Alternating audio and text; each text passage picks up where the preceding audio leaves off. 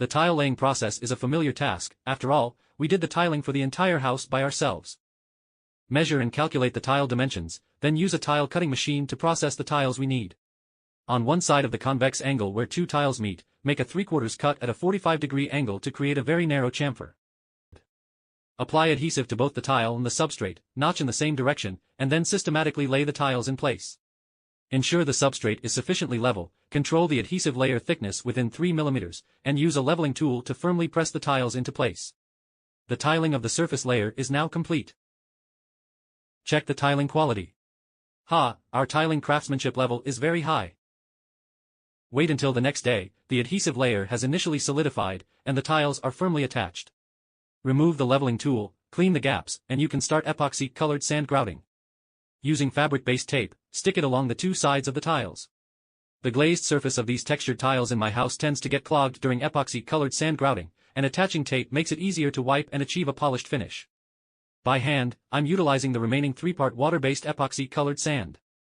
Following the original formula, I'm blending the colored sand to match the color of the tiles and then adding the resin curing agent in proportion for thorough mixing. I'm using an elastic scraper to press the colored sand into the gaps between the tiles, smoothly spreading it along the grout lines, forming a very narrow chamfered edge. Due to the narrow gaps, the filling process can be challenging. To ease the operation, I've slightly diluted the colored sand mixture during the blending process. I'm applying colored sand to the convex angles, and then using a margin trowel to remove any excess material on both sides of the convex angles, completing the grout filling process. After 30 minutes, remove the tape, and on the flat surface and concave angles, use a wood pulp sponge to wipe and level for the first time. Wipe off the excess material above the tile surface to achieve a flat seam state. After 1 hour, the epoxy-colored sand has initially solidified. Proceed to polish the colored sand in the convex angles and other areas together. Gently rub and polish the convex angle colored sand repeatedly with your fingertip pad. The polishing effect is quite satisfactory. Of course, this is an advanced polishing method using our specially developed and customized epoxy-colored sand.